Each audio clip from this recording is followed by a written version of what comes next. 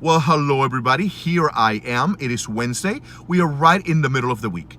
This week has been a little bit stressful for me. I've had doctor's appointments in the morning, so I've had to arrive to school a little bit late. So I feel behind throughout the whole day, but some weeks are better than others, and this has been a stressful one for me. However, I've still had a great time with my students. I still had great lessons to share and to activities and all sorts of wonderful things going on in the classroom, even though it has been a little bit stressful. But sometimes stress is not so bad, right? It's part of life. Today's topic is questions and wait time. I was reminded of this yesterday. But before I start on that topic, let me thank you for taking the time to watch the videos. Thank you for your likes. Thank you for your subscriptions. Thank you for your comments and suggestions. I really do appreciate them. And now there are 100 subscribers. I am sharing with a community of 100 people, family members, teachers, friends. It is wonderful to just take a few minutes every week to reflect and share. And I hope that my reflection can be of help to you as well. It is definitely a help for me. So, questioning and think time. So yesterday we had a lab with a wonderful math coach that is just, when I see him in action, I'm like, whoa, how could I possibly teach a lesson like this? But with enough preparation and with enough enthusiasm and with enough positive attitude, I can probably get a little bit close to that, right? But anyways, one of the main things that I was reminded about yesterday was questioning.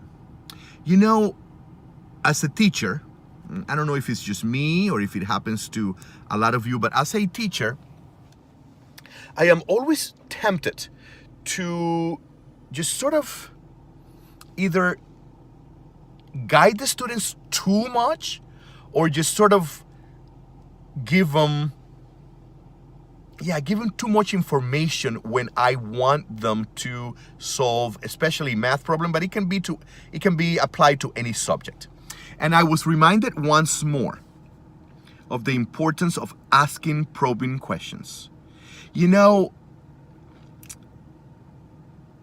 When we want students to actually understand a topic, we just need to ask the right questions.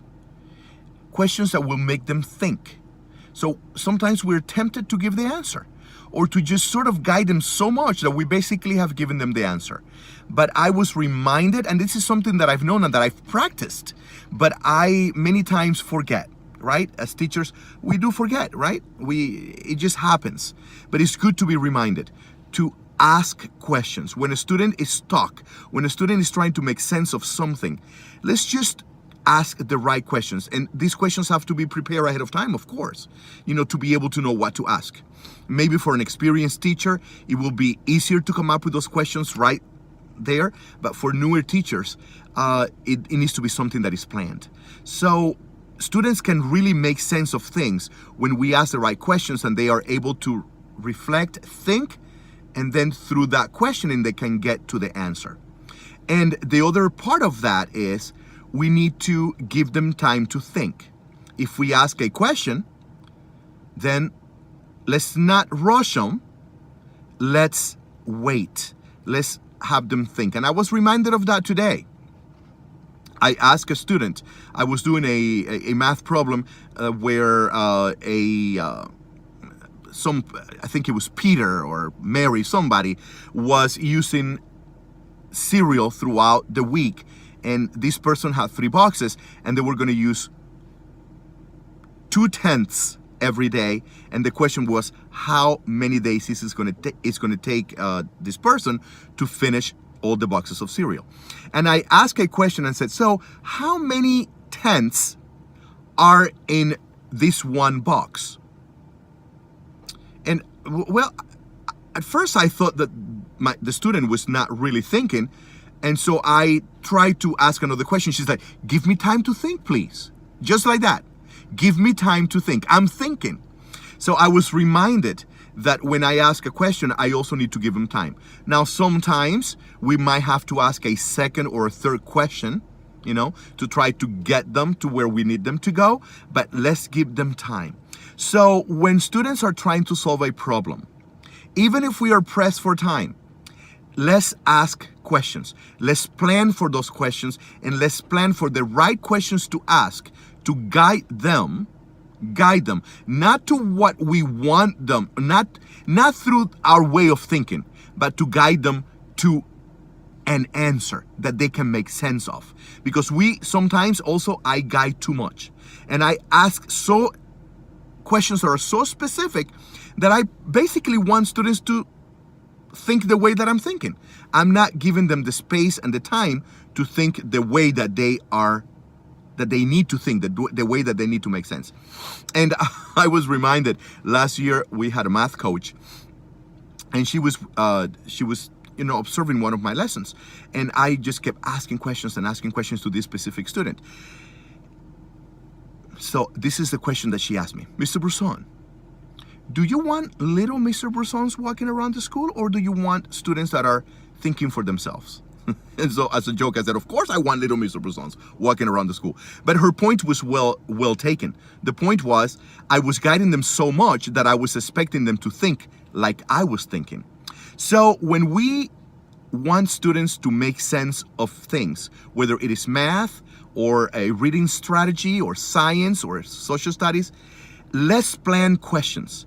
Let's ask those questions that will make them think, that maybe they'll come up with some questions themselves. And let's give them time to think and make sense of the questions that we have asked, so that they can use their brain to make sense their own way. And we will create thinkers, we will create students, people, humans, future high school students and future college students and future leaders that will be able to think for themselves and make sense by questioning themselves also. So thank you so much for watching today. Thank you for taking time to spend with me. I hope that you have a wonderful rest of the week. I hope that we can have classrooms where learning is always taking place, classrooms where students feel comfortable, safe, happy, where we, the teachers, feel comfortable, safe, happy, and we can create those classrooms. So thank you very much. Have a wonderful day and a wonderful rest of the week. See you next Wednesday. Bye-bye.